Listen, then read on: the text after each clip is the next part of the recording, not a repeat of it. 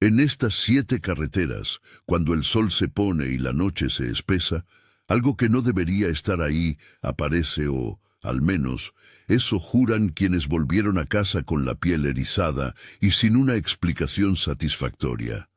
7 rutas, cientos de muertos a lo largo de décadas, fotografías, videos y objetos que, según testigos y registros locales, quedaron como prueba de encuentros que la ciencia aún no logra cerrar por completo. Aquí no venimos a decidir si son milagros o ilusiones, venimos a mirar los hechos, las cifras y las voces que sobreviven a cada curva, a cada neblina y a cada pie de carretera donde alguien dejó un zapato o un escapulario. Estas historias transitan entre lo verificable y lo vivido. Carreteras con trayectos peligrosos, peritajes de tráfico, decretos municipales, imágenes virales de dashcams y testimonios recogidos por medios locales. También aparecen explicaciones científicas plausibles, la llamada hipnosis de carretera, pareidolia, combustión de gases, microrelámpagos. Pero en varias ocasiones esos razonamientos no alcanzan a responder por qué quedaron objetos materiales en el asfalto o por qué testigos independientes coinciden en detalles emotivos y constantes. Respetamos a las víctimas y a sus familias. No ofrecemos sensacionalismo. Ofrecemos hechos, relatos y preguntas. Si te interesan investigaciones documentadas sobre lo inexplicable en México, suscríbete para más casos. No te pedimos que creas, te pedimos que mires con nosotros. Autopista México-Cuernavaca, 95D, tramo Parres Tres Marías, ficha técnica, autopista federal, aún con tramos de curvas cerradas entre el kilómetro 66 y 67, altitud variable, tráfico intenso en fines de semana y temporadas vacacionales. En ese corredor, la combinación de curvas, descensos y una loma al final de un recto ha producido desde siempre momentos críticos para conductores cansados o despistados. Según reportes regionales, en 2023, el tramo citado acumuló más de 300 incidentes contabilizados por autoridades y medios locales, cifra que ayudó a abrir investigaciones de seguridad vial y a reforzar señalización en puntos conflictivos, datos reportados en medios como 24 Morelos y en boletines municipales sobre seguridad en carretera. La leyenda más transmitida en este tramo es la de la mujer de blanco, una figura que aparece en la cuneta pidiendo auxilio, cuyo aspecto varía entre una novia ensangrentada y una mujer que hace señas con desesperación. El relato de Francisco y Carolina, recogido por medios locales y por un reportaje de carretera, se convirtió en un caso paradigmático. Su noche comenzó como la de muchos. Regreso a la ciudad tras una jornada de trabajo. Al pasar por el kilómetro 66, notaron una silueta junto a la barra. Detuvieron el vehículo. La mujer, cubierta con un vestido blanco manchado de lo que parecía sangre, pidió ayuda. Francisco conduce hacia el arcén y, según su testimonio, alguien cruzó la carretera corriendo y desapareció entre la maleza cuando regresaron con una linterna. A la mañana siguiente volvieron con la policía. No encontraron rastro humano, pero sí el vestido, doblado y con manchas, en una zona donde no se habían detectado vehículos recientes. La foto del vestido, publicada en redes y reproducida por algunos portales, alimentó la leyenda y la discusión pública. Documentos y peritajes son parte de este expediente. La Secretaría de Seguridad del Estado y reportes de carreteras han señalado la alta incidencia de accidentes en ese kilómetro, y algunos medios locales entrevistaron a peritos que analizaron imágenes y la prenda encontrada. Los análisis forenses oficiales, cuando existen, rara vez concluyen un origen sobrenatural. Muchas veces la sangre en las prendas resulta corresponder a animales o a contaminación de la vía. Aquí aparece el primer conflicto entre relato y ciencia. La hipnosis de carretera explica cómo un conductor puede desorientarse entre curvas repetidas y paisajes monótonos, una especie de adormecimiento de la atención que genera errores de juicio y accidentes. Y la pareidolia explica por qué las sombras y las luces nocturnas pueden formar la figura de una persona en las fotos. Ambas teorías ofrecen marcos válidos para entender avistamientos y colisiones. Sin embargo, la existencia de una prenda física con manchas y fibras que familiares reconocen complica el expediente y obliga a preguntarse, si fue el resultado de un accidente real, ¿por qué no hubo registro oficial de un siniestro en ese punto esa noche? Si no lo fue, ¿quién dejó la prenda y por qué? Más inquietante que la prenda es la persistencia del relato en los conductores locales. Para muchos habitantes de la zona, la mujer de blanco no es solo una historia para asustar a los novatos, es una advertencia. Hay quienes evitan detenerse en el arcén al anochecer, y cuando un hecho se cristaliza en tantos testimonios similares, la línea entre memorización colectiva y experiencia real se vuelve frágil. La prudencia nos obliga a mantener un doble movimiento, reconocer la verosimilitud de los testimonios y a la vez empujar el rigor de las explicaciones. En Parres Tres Marías conviven ambos. La necesidad de seguridad en la vía y el peso simbólico de un vestido que para algunos fue prueba suficiente. Es suficiente para declarar un fenómeno fuera del alcance de la ciencia. No. ¿Es suficiente para exigir más investigación y respeto por quienes afirman haberlo vivido? Sí. La Rumorosa, carretera 2D, Tecate-Mexicali, ficha técnica, tramo de alta altitud y geografía agreste, túneles y cortinas rocosas, vientos fuertes constantes, un paisaje que parece diseñado para confundir. La Rumorosa ocupa un lugar peculiar en el imaginario. Un decreto municipal de hace años, citado en notas locales, llegó a declarar la zona como un punto clave para el estudio de fenómenos aéreos no identificados. Una etiqueta que se mezcló con el turismo y con la atención mediática. El paisaje aquí es protagonista. Paredes de roca, abismos, ráfagas que deforman el sonido de los motores. La noche cae súbita y la transparencia del aire en ciertas frías madrugadas deja luces suspendidas con una viveza casi corporal. Entre las voces que emergen de la Rumorosa está la de una enfermera conocida localmente como Eva. Su testimonio, recogido en entrevistas radiales y en videos que circularon en foros de aficionados al misterio, habla de luces que no se comportan como simples reflejos. Según su relato, reproducido por medios regionales, una noche al regresar de urgencias, vio al menos 3 esferas de luz que se acercaron a su coche. Se detuvieron a la altura del copiloto y parecieron, según ella, observar. Otro grupo de camioneros habló de luces que siguen los tráileres y se sitúan sobre los remolques sin que se detecte ninguna fuente humana. Estos reportes, multiplicados por años, construyeron una narrativa que mezcla ovnis, apariciones y fenómenos atmosféricos. La explicación científica ofrece distintas pistas.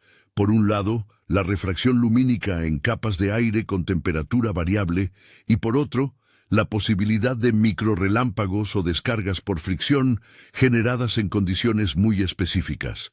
Investigadores han planteado que en entornos de viento fuerte y polvo, la interacción de iones y partículas puede producir luminiscencias breves, no muy diferentes de los fuegos fatuos reportados en otros contextos. Otra hipótesis pone sobre la mesa la existencia de formaciones de plasma generadas por cargas eléctricas en curvas abruptas y pendientes. Una posibilidad que no es completamente descartable en regiones con actividad geotérmica o suelos ricos en ciertos minerales. Sin embargo, ninguna de estas teorías explica con exactitud los reportes que mencionan comportamientos inteligentes de las luces, cambios de trayectoria sincronizados, aproximación a conductores y maniobras evasivas. Aquí, Como en otros casos, la frontera entre una explicación física y la experiencia humana directa abre preguntas difíciles.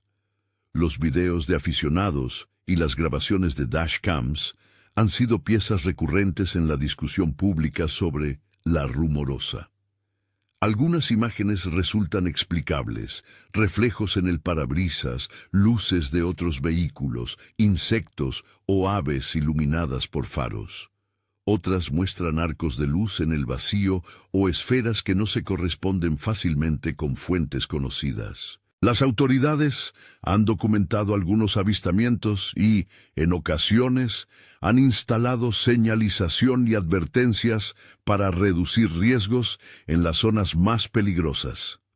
La mezcla de fenómeno natural, relatos repetidos y la etiqueta pública del lugar de ovnis crea una atmósfera que invita tanto al escepticismo científico como al asombro legítimo. Espinazo del Diablo, Durango-Mazatlán, Carretera Federal 40, ficha técnica, trazo montañoso con miles de curvas históricas.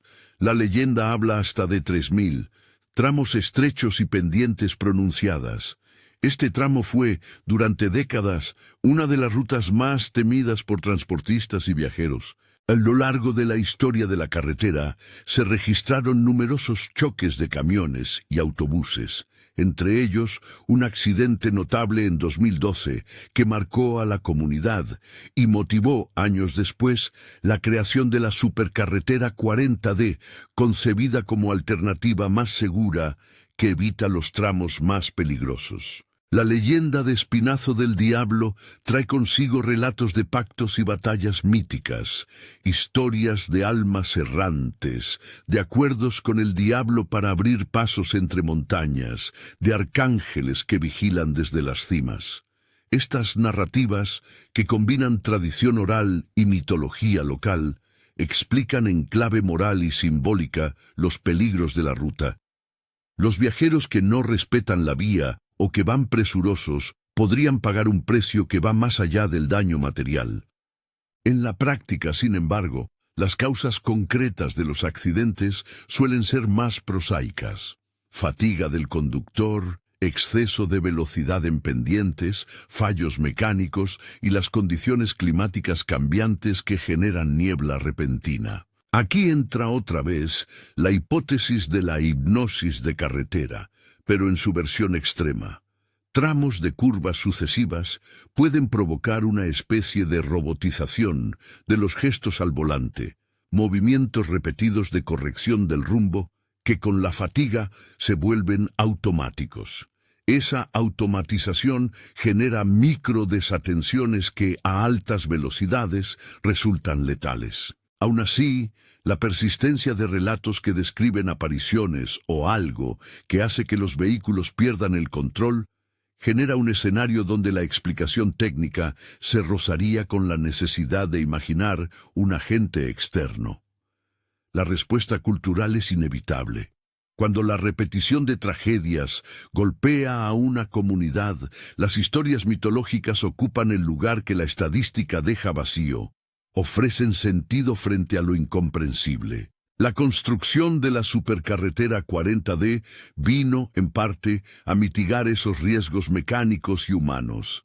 Las cifras de siniestralidad disminuyeron en los tramos que evitan los pasos más antiguos, pero las leyendas no desaparecieron. La memoria colectiva se aferra a relatos que explican por qué la ruta fue tan mortífera, y cuando hay tragedias humanas, familias desmembradas por un choque, el duelo se transforma en narración que perdura en el paisaje.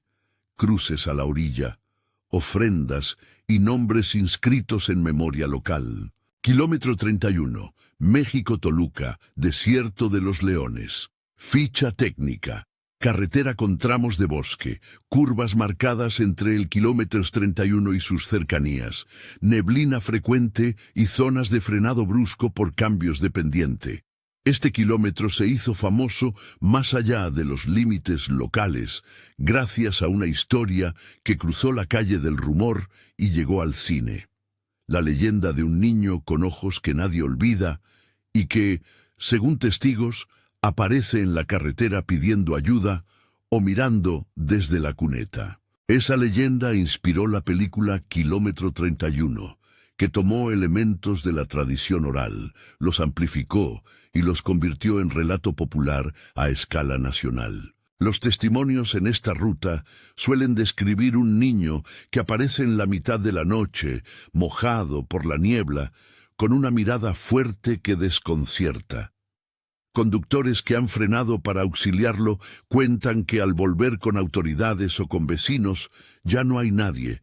En algunos casos mencionan haber hallado huellas o marcas en la tierra, aunque esas evidencias son a menudo efímeras. Los accidentes en la zona se caracterizan por frenadas bruscas.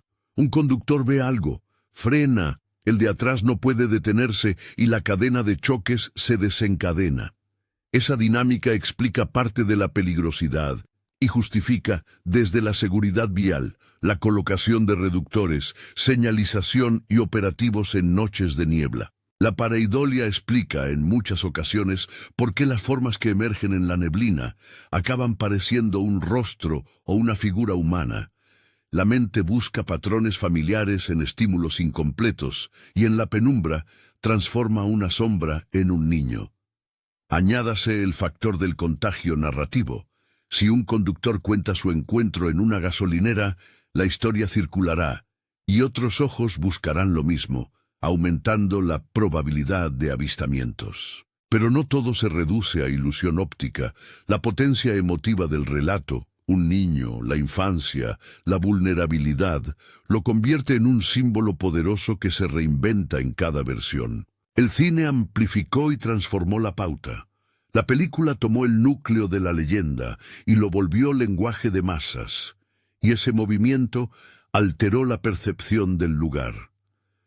Quienes visitan la ruta ya no solo llevan sus propias expectativas, sino el peso de la ficción. La pregunta clave allí no es si existe lo paranormal, sino por qué ciertas imágenes y símbolos, un niño en la carretera, una prenda olvidada, tienen el poder de persistir y de producir consecuencias materiales en el mundo real, como accidentes y rituales de memoria. En estas 4 rutas, hay elementos comunes que empiezan a delinear un patrón inquietante: la noche, la niebla o el viento que deforman los sentidos, las curvas que tensionan la atención y fomentan la hipnosis de carretera, la presencia de objetos materiales asociados a un suceso inexplicado, un vestido, un zapato, un escapulario, y videos o fotos que, aunque a menudo ambiguos, sirven como documentos en la discusión pública. Junto a esos elementos técnicos, hay un componente cultural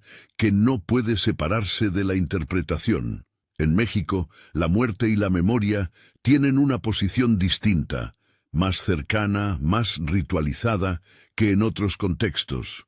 El Día de Muertos, los altares, las ofrendas y la cercanía cotidiana con los muertos alimentan una imaginería colectiva que hace que ciertas experiencias se integren a la vida social con más facilidad que en lugares donde la muerte está más privatizada. Pero volvamos a los objetos en la carretera. Cuando un vestido aparece doblado sobre el arcén o cuando un zapatito es hallado junto a un puente, se produce una fricción imposible entre el discurso técnico y la emoción de los testigos. Los peritajes pueden señalar origen animal o contaminación, las cámaras de vigilancia pueden no registrar nada, y aún así, las familias y las comunidades reconstruyen el suceso con rituales, misas, ofrendas, veladoras. Esas reacciones no son solo respuesta a lo inexplicable, son también formas de dar consuelo y de poner el nombre humano donde el accidente dejó números y estadísticas. No afirmamos que exista una causa sobrenatural detrás de cada suceso reseñado. Lo que sí constatamos es que, en varios de estos casos, la explicación científica propuesta queda corta para dar cuenta de la materia emocional que queda a la vera de la carretera. La angustia de quienes perdieron a un familiar en un punto fatídico, la necesidad de una comunidad de narrar para no repetir, la construcción de mitos que, a su vez, afectan el comportamiento humano y la seguridad vial. Esa zona de contacto entre lo verificable y lo vivido es el territorio donde se anclan estas 7 rutas. La sucesión de historias que hemos empezado a seguir nos lleva ahora a otras rutas donde la mezcla de tragedia, evidencia y misterio se vuelve aún más densa.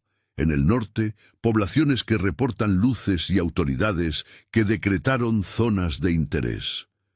En el centro, tramos donde la leyenda habla de pactos y el asfalto guarda cicatrices de camiones volteados. Y en el sur, puentes donde, según testimonios, quedó un zapatito o un escapulario, como si alguien se hubiese desvanecido sin dejar otra huella más que un objeto cargado de sentido. Es en esos puntos donde la acumulación de relatos documentados convive con informes técnicos y la memoria colectiva se vuelve legislación simbólica, que la investigación se complica y exige más.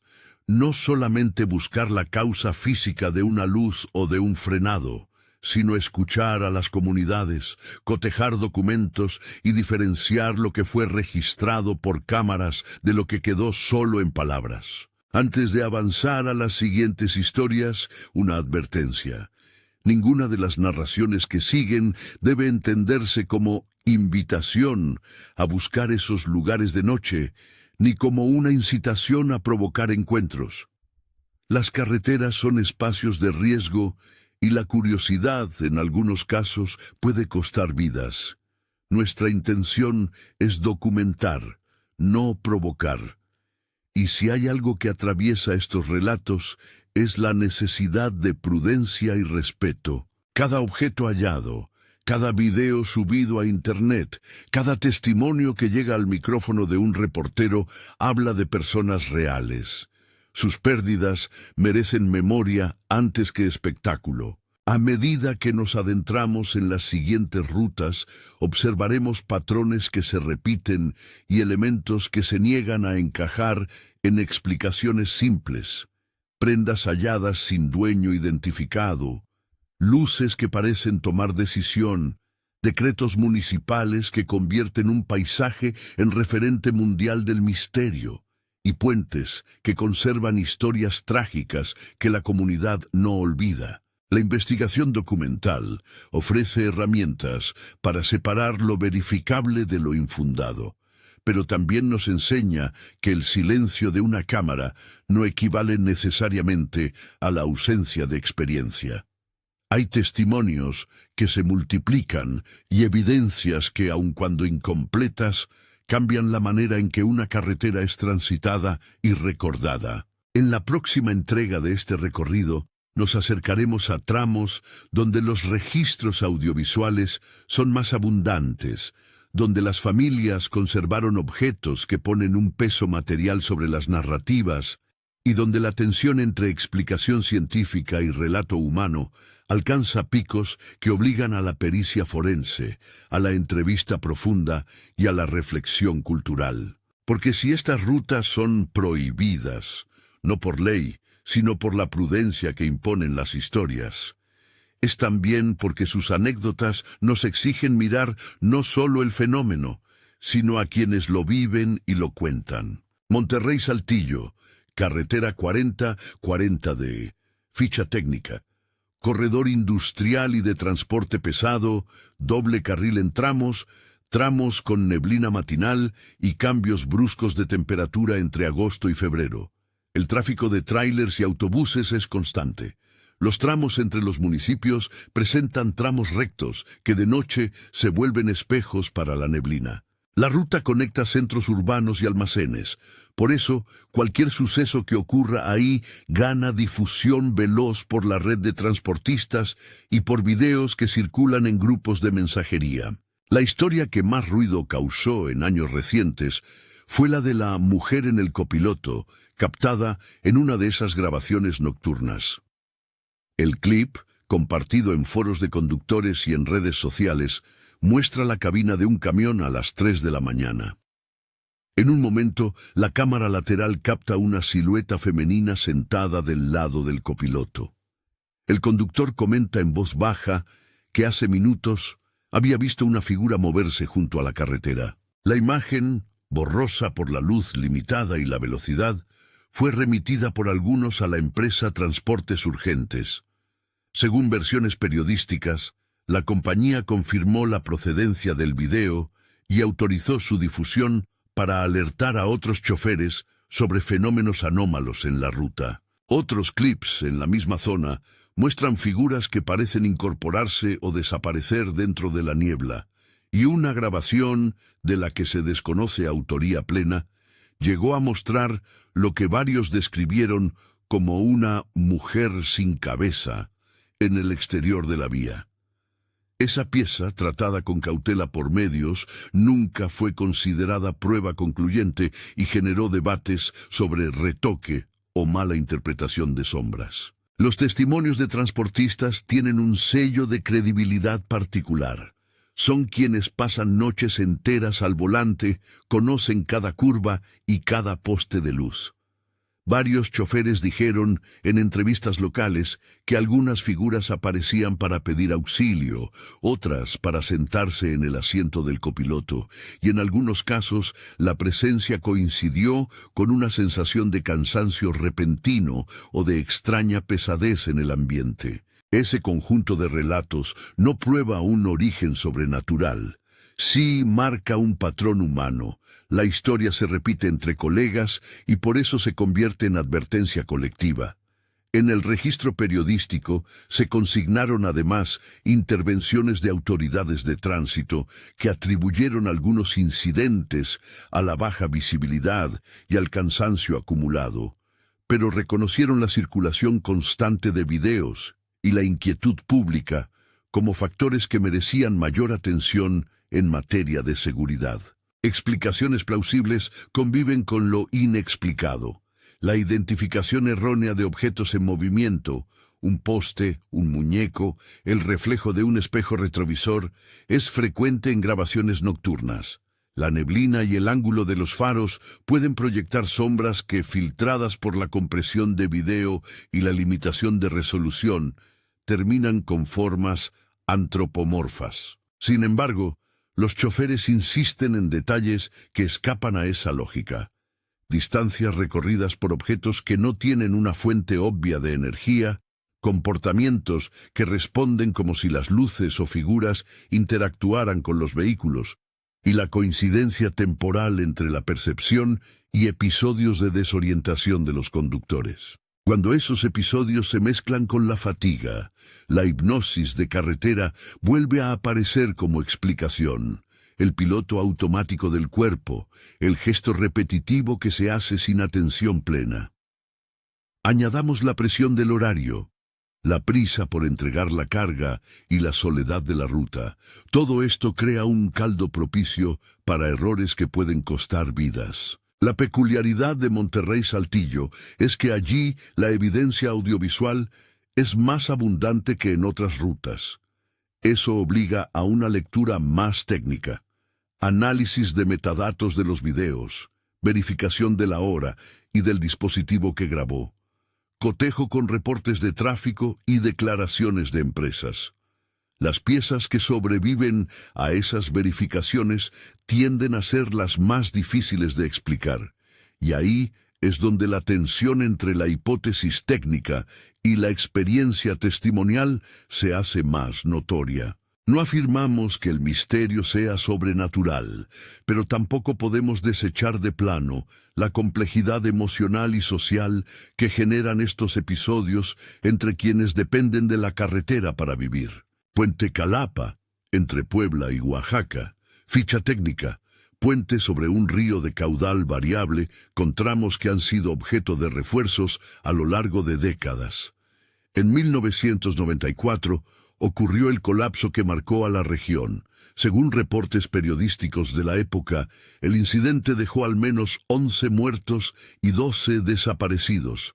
Una secuencia trágica que transformó el puente en un sitio de duelo y memoria. Con el paso del tiempo, la comunidad fue tejiendo relatos que mezclan el hecho material del colapso con la presencia de lo inexplicable. La narrativa local, suele hablar del chamuco, término que en el imaginario rural se usa para nombrar presencias oscuras, travesuras malévolas o pactos antiguos, y de una demanda simbólica. La idea de que la tierra o el paso reclamó un número de almas. Esa cifra, el número 100, aparece en relatos populares y en testimonios recogidos por antropólogos urbanos y periodistas. El puente exige 100 almas, dicen algunos vecinos cuando recuerdan las historias del instante en que el puente se vino abajo.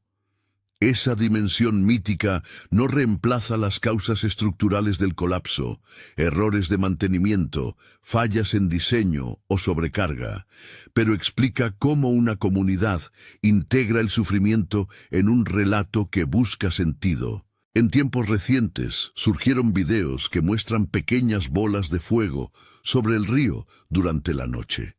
Algunas grabaciones fueron publicadas en perfiles locales y replicadas por medios regionales. Otras llegaron a manos de investigadores aficionados que intentaron vincularlas con el fenómeno de fuegos fatuos o con combustiones de gases. Aquí entra una explicación física plausible: la liberación y combustión de gases como metano, liberados por materia orgánica en descomposición, puede generar pequeñas llamas o luces que se mueven sobre el agua o en la orilla. Alternativamente, se ha propuesto que procesos químicos asociables a fosfina, en ambientes anaeróbicos, pueden producir luminiscencias. Otra hipótesis científica plantea microrelámpagos o descargas eléctricas localizadas, especialmente en condiciones de humedad y presencia de materia particulada. Pese a esas explicaciones, hay aspectos que rehúsan una lectura puramente física. La repetición de ciertos patrones de luz en puntos precisos, la coincidencia con fechas de memoria colectiva y la persistencia del miedo entre habitantes. Documento del Instituto Nacional de Antropología o documentos regionales citados por medios han dejado constancia del temor de la comunidad y de ofrendas esporádicas al borde del puente. Es importante subrayar que la documentación oficial sobre emisiones de gas o análisis químicos no siempre existe o no es pública. Por eso, la hipótesis científica puede ser sólida en teoría, pero difícil de confirmar sin estudios concretos. La brecha entre lo que la ciencia puede demostrar y lo que la comunidad vive como experiencia se mantiene. Puente de Metlac, Veracruz. Ficha técnica: paso sobre un afluente en una zona rural, con acceso limitado y tránsito menor. El puente se convirtió en nodo de historia cuando, según testimonios recogidos por reportajes locales, una mujer con un bebé pidió auxilio en la madrugada y desapareció poco después. Lo que quedó en el borde del asfalto, según las familias y vecinos que hablaron con la prensa, fue un zapatito de bebé y un escapulario. La noticia se difundió por diarios regionales y por programas de radio. La familia, en algunos reportes, confirmó que el objeto era de su pequeño y que realizaron una misa en memoria de lo ocurrido. El peso de lo material vuelve a ser central. Un zapatito o un escapulario son objetos que sostienen un vínculo afectivo y encajan mal en explicaciones que solo apelen a ilusión óptica. Las autoridades locales, cuando se consultaron en varios de estos casos, pidieron prudencia, señalaron que muchas veces los objetos son arrastrados por el viento o por animales, o que pueden haber quedado ahí como resultado de un accidente cuya trazabilidad no permite identificar a un responsable. Los peritos, en los pocos casos en que realizaron análisis, tendieron a situar las pruebas en la esfera de lo posible y no en lo definitivo. El objeto es real. El relato que le da sentido es testimonial y comunitario. Científicamente, sonidos de viento en estructuras metálicas, corrientes de aire que producen efectos de cavitación sonora y la distorsión acústica por cauces cercanos pueden explicar voces o lamentos percibidos por quienes pasan de noche. La neblina y la humedad hacen que cualquier sonido se alargue y se parezca a un lamento humano. Pero de nuevo surge la fricción. Cuando un objeto material asociado a una persona aparece sin explicación, la comunidad le impone un nombre, realiza ritos y la historia se vuelve memoria viviente. En Metlac, como en otros sitios, esa memoria encuentra cauces litúrgicos, misas, veladoras y relatos que se repiten a la vera del camino. Hay a lo largo de todas estas rutas un patrón que llama la atención y que conviene subrayar con cuidado. Primero, la repetición de condiciones geográficas y temporales. Curvas, niebla, noche, tramos con alta incidencia de accidentes que favorecen tanto errores humanos como efectos físicos inusuales. Segundo, la aparición de objetos o evidencias materiales que cuando existen obligan a una narrativa con cuerpo y nombre. Tercero, la proliferación de material audiovisual que por su naturaleza imperfecta alimenta tanto el escepticismo como la fascinación. Cuarto, la respuesta comunitaria, ritual y simbólica, que transforma el suceso en historia pública y en advertencia. Si tomamos juntos los 7 corredores que hemos recorrido, Parres Tres Marías, La Rumorosa, Espinazo del Diablo, Kilómetro 31, Monterrey Saltillo, Puente Calapa y Puente de Metlac, emergen ciertas constantes que merecen reflexión. Los objetos materiales, un vestido, un zapatito, un escapulario, atestiguan de un hecho físico que no siempre encaja con las explicaciones disponibles. Los videos y fotos, aun cuando sometidos a peritaje, presentan ambigüedades técnicas. Los testimonios, numerosos y con peso social, obligan a escuchar con seriedad.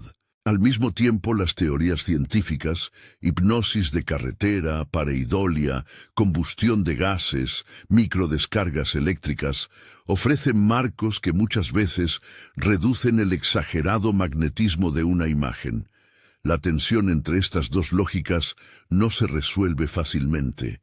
No porque no sea deseable una conclusión científica, sino porque las evidencias no siempre son completas y porque la memoria colectiva introduce variables humanas que escapan a la medición puramente técnica. Hay quienes buscan una respuesta unívoca, prueba de lo paranormal o refutación categórica de las leyendas. Nuestra lectura, basada en documentos, testimonios y marcos científicos, sugiere otra posibilidad más humilde, que la carretera es un catalizador. Desde la perspectiva social, la carretera reúne condiciones para que la percepción humana se vea afectada por factores físicos. Desde la perspectiva cultural, esas percepciones se integran en un relato que habla de pérdidas, advertencias y cuidado. Es en ese cruce donde se alojan las historias que llaman la atención, objetos que persisten y testimonios que se repiten con variaciones, cifras oficiales que hablan de accidentes y documentaciones que, a veces, no alcanzan para explicar la presencia de un vestido o de un zapatito. ¿Qué hacemos con esa zona intermedia? Primero, insistir en la necesidad de mejores protocolos de investigación, más peritajes disponibles al público, análisis químicos cuando aparezcan objetos sospechosos, verificación de metadatos de videos y colaboración entre científicos, antropólogos y periodistas. Segundo, reconocer la legitimidad del duelo y del ritual como respuesta humana al accidente. Las familias que ofrecen velas, las comunidades que colocan cruces, los vecinos que cuentan historias en la plaza. Todo eso es parte de la reparación social. Tercero, evitar la espectacularización. Las narrativas que buscan tráfico a costa del dolor alejan la posibilidad de una investigación seria y vulneran a quienes ya sufrieron pérdidas. Al cerrar la mirada sobre estos 7 corredores, conviene regresar a algunos ejemplos concretos que ilustran la complejidad del problema. El vestido de Parres Tres Marías, analizado por peritos y reportado por medios como 24 Morelos, sigue siendo un enigma no porque la pieza sea imposible de entender, sino porque su aparición, sin un accidente confirmado, deja una fractura en la explicación. El archivo audiovisual de La Rumorosa, con su decreto municipal que en algún momento puso a la zona en el mapa de los avistamientos, muestra cómo la autoridad local puede legitimar la curiosidad pública y al mismo tiempo atraer atención que multiplica testimonios. Espinazo del Diablo recuerda que la mitología sirve para nombrar peligros persistentes y para construir prácticas de prevención. La historia del pacto y de las batallas míticas explica, en clave simbólica, los miedos de una región que pagó con vidas el tránsito por pasos estrechos. Kilómetro 31 enseña la potencia de la ficción. Una película que toma un núcleo de leyenda puede cambiar la percepción real de un sitio y producir efectos materiales en el comportamiento de quienes lo transitan. Monterrey Saltillo deja en prueba el valor de la evidencia audiovisual y la necesidad de protocolos de verificación. Puente Calapa, la fuerza de la memoria ritual, y Metlac, la gravedad simbólica de un objeto pequeño pero cargado de sentido. No podemos, y no queremos, arrojar una sentencia final. La ciencia nos ofrece hipótesis poderosas que desarman relatos simplistas. La investigación periodística y forense exige transparencia en el manejo de datos, y la gente que cuenta estas historias merece ser escuchada con seriedad. En ese marco, es razonable sostener una postura abierta y rigurosa. Exigir pruebas cuando se hacen afirmaciones extraordinarias, pero reconocer la dimensión humana de los relatos y la necesidad de respuestas que no se limiten a etiquetas. Queda otra cuestión inevitable. ¿Qué función cumplen estas leyendas en la vida cotidiana? En México, donde la muerte forma parte de un repertorio simbólico cotidiano, altares, ofrendas, nombres que no se olvidan, las historias de carreteras son, también, formas de pedagogía social. Advertir sobre un tramo peligroso a través de la figura de una mujer de blanco o de un niño en la cuneta es convertir una señal técnica en un mito que se transmite sin mapas, pero con eficacia. Esa pedagogía no siempre es perfecta. A veces induce miedo irracional, otras veces protege a quienes evitarían el lugar. El balance entre la prevención basada en evidencia y la advertencia ofrecida por la narración es delicado y requiere honestidad.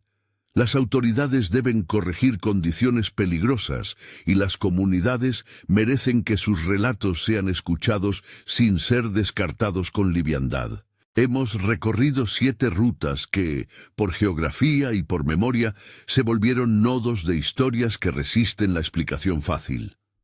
Hemos visto documentos, peritajes, videos y testimonios.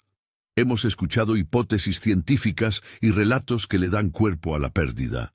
No llegamos a la conclusión de que el misterio sea prueba de lo trascendente, ni a la afirmación de que todo tiene una explicación física ya identificada. Lo que sí afirmamos con certeza es que estos caminos, llamados en muchas ocasiones prohibidos, no por una ley sino por el peso de la historia, merecen respeto, investigación y prudencia.